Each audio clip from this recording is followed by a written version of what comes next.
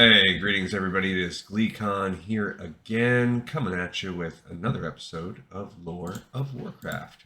As you can see already now, the camera just instantly, as soon as I turn on, I could disconnect it, but whatever. I'm not going to mess with it. But it's frozen automatically. So, sorry. Quick, all this tech aside, we just read an episode of Cycle of Hatred where Jaina came back and she saw that Kristoff, her basically number two, was possessed by Zmodlor, a demon that's kind of behind a lot of the things going on with Burning Blade, although it is also revealed there's got to be someone even beyond him. We'll continue that because we're getting quite close to playing World of Warcraft. Now, on the other side of things, we have the World of Warcraft role-playing game that we've been doing on the side. Now, for the Dungeons and Dragons setting, we just finished talking about Moonglade, and now we're going to move on and talk about Teldrassil and the capital of Darnassus. So stay a while and listen as we read further into Chapter 1 of Lands of Mystery. So the capital of Teldrassil is Darnassus. It's large. The capital itself is got a population almost double that of any other land nearby. That's not even counting the other actual settlements in Teldrassil. They have an elected council ruled by High Priestess Tyrande Whisperwind and Archdruid Fandral Staghelm. It says we can see shadows and light for Tyrande Whisperwind's statistics and history. That's an older source book, so one that will be revamped as well, coming up in future episodes. Okay, so this is an alliance capital. The massive Second World Tree is a marvel and unlike any location I've ever witnessed. Within the massive tree's branches are entire cities of elves and the homes of less friendly creatures as well. Located on an island off the coast of Darkshore, Teldrassil is isolated from the rest of Kalimdor and generally is a safer and more tranquil place. Teldrassil is best known for being the location of Darnassus, the cultural center of the Night Elf race and one of the most impressive cities in the known world. Things are a bit wilder outside Darnassus's gates, but there are several other friendly villages as well. People and culture. The atmosphere here is a bit strange. There's a mix between carefree, joyful elves and grim citizens with suspicions similar to those of the Druids in Moonglade. The Druids and priests of Elune here are keenly aware that the tree is being corrupted, and both sides try their best to combat the effects with minimal success. More interestingly, and perhaps more dangerously, the Druids and the priests are beginning to blame each other for the mess. Now, how far does that corruption go? I'm not sure. And we do know that eventually Sylvanas burns this world tree down. Now,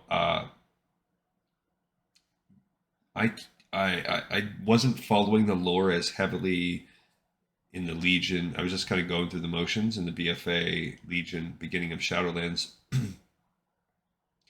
So I don't quite know why she did it, if it was to spur people to action or if it has something to do with this corruption, and I look forward to finding that out. I met with a few of the non-elves here, a few human paladins, and two of our own dwarves from the Explorers Guild to get an outsider's perspective, and got a pretty blunt summary. Archdruid Fandral Staghelm hates Tyrande's guts.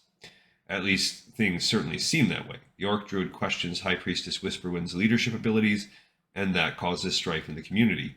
Tyrande was the companion to Malfurion Stormrage, the greatest of all druids, and many elves see the rift between their orders as both shocking and appalling. The situation hasn't reached the point where people choose sides, but I suspect things could get there, and that could turn real ugly real fast. My dwarven brother suggested someone needs to wake up Malfurion before circumstances get messy, and I must agree. This drama with Staghelm, we'll have to keep an eye on that as well. Outside Darnassus, small communities of Night Elves thrive, and one can find a few camps of Furbolgs and Wildkin as well. The Furbolgs and Wildkin here are uncorrupted, but can nevertheless be dangerous. Geography. The majority of Teldrassil's upper reaches is open forest, and it resembles a mid-sized forested island. Darnassus takes up a large chunk on the western side of the island, and smaller cities dot the remaining forest. All forms of terrain exist here, including streams, full-size lakes, and a few hills that non-dwarves might consider mountainous. Lake Al-Ameth. One of the largest bodies of water on Teldrassil, Al-Amath is yet another site where the impending corruption of the tree is apparent. Bog beasts here are aggressive, and seeds that fall from the nearby trees spread corruption. The druids of Teldrassil investigate these occurrences. Oracle Glade. The Oracle Glade is the site of an ancient and mysterious tree shaped like a bear with an eagle flying from its back. This bizarre tree emerged without warning, and the Cenarian Circle studies it for clues. The Circle believes that when the tree reaches the appropriate stage of evolution, it may divulge information regarding the origin of the second world tree from which it grew. Yeah, that is interesting, especially considering the bear and eagle are like the talon and the claw druid types. So that's interesting. We have a map here of Darnassus as well, ripped straight from World of Warcraft. That's just a screenshot from the game with the different quarters. But yeah, we'll see how much they get into that right now. So sites and settlements. There's Aldrassil, which is a village located in the center of Shadow Glen. Teldrassil is a haven for evolving druids. Teneron Stormgrip runs it. I think that's like the starting zone. Dolinar, located in the center of Teldrassil. Dolinar is a night elf village run by Talankai Swiftroot. It is similar to Aldrassil in that it is a proving ground for young druids. Yeah, and that's like the main hub for this zone, kind of like Goldshire is for the humans. Ruthven Village is a tiny little village. Ruthven's harbor lines the roots of the Grand Tree, and this humble but friendly village provides just a taste of the majestic locations held in Teldrassil's mighty branches. I arrived in Ruthven by boat from Aubernine, but a number of hippogriffs carry passengers between the ports as well. In fact, this is one of the primary breeding grounds of the hippogriffs, and eggs from all across Kalimdor arrive here for care. Inside Ruthven is a shimmering portal that leads to Darnassus far above, and that's really the only point of Ruthven. It's the only thing that's not inside the actual tree. So if you don't have flying and you want to get in there, Ruthven Village is your only way inside. Starbreeze Village, or if you're just part of the Alliance and you're traveling between the capitals, you'll go there all the time. Once a night elf village, Starbreeze is now overrun by corrupted furbolgs, an indication of the demonic infection that bleeds into Teldrassil.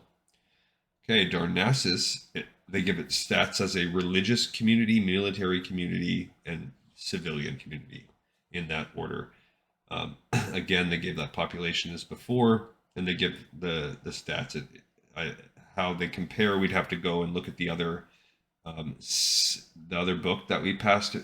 We just glanced at this, where the cities and settlements actually have stats as individuals. But I don't care about that for our purposes. Again, it has that elected council. This is just kind of redundant. Darnassus is the greatest city of the Night Elves, housing the leaders of both the Druids and the faithful of Elune.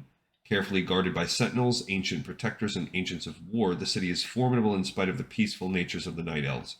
In addition to the Night Elves, many guests and diplomats from elsewhere reside here, such as groups from our own Explorers Guild and the Knights of the Silver Hand, as well as a few representatives of the Horde negotiating peace treaties. The population here is almost entirely elven, and most of the Night Elves are tolerant of others. After hearing about the political strife between the Druids and priests, I went to discuss things with the city's two leaders to hear their perspectives. Now, meanwhile, let's get the stat block of Archdruid Fandral Staghelm, which is an 18th level Druid. We're going to skip out these on his actual feats and just read his description. His feats, his skills, his stats, and his spells and magic items. This tall night elf plants his quarterstaff on the ground and looks around with condescension and condemnation in his eyes. They are not favorable to him. Archdruid Fandral Staghelm is among the most ancient of the remaining night elves, having been born about 1,000 years after the Sundering, making him over 9,000 years old. Fandral towers over most other night elves, standing close to 8 feet in height. He uses his height to his advantage both in battle and conversation, seeking to intimidate all those around him with his massive stature. Staghelm follows many of the beliefs of the ancient night elves, and one in particular has made him unpopular. Fandral is a staunch night elf supremacist, and he believes that night elves are the only true druids as well as the superior race on the planet. In combat, Fandral is vicious, using summoned creatures to do most of his work for him, so he's at least summons creatures, huh? That's not actually a common druid thing. He tears his enemies apart from a distance with spells like Greater Moonfire, using his ring to supplement his own abilities. And his ring, if you look, he has a Moonrage ring.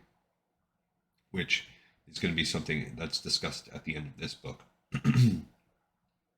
If seriously threatened, Fandral retreats immediately using spells such as transport via plants or plane shift to escape. I chose to see the Archdruid first since the Argent Dawn guys advised that I'd probably like Tyrande better. Fandral seemed polite at first, but I didn't even get a chance to ask him about the situation before his manner disturbed me. After he started referring to me as mortal, I decided it was time to politely bow out and go for a chat with the High Priestess. Visiting the Temple of Elune gave me a feeling of serenity similar to that of Moonglade. High Priestess Tyrande met me at the front door and brought me to a private chamber where we discussed the situation in Darnassus over a meal and ale for me and wine for her. She was good company and a strong woman. I can see why Archdruid Stormrage fancies the lass. As a hero of the Third War, Tyrande told me some interesting details about the battles I missed, as well as the current situation in Kalimdor.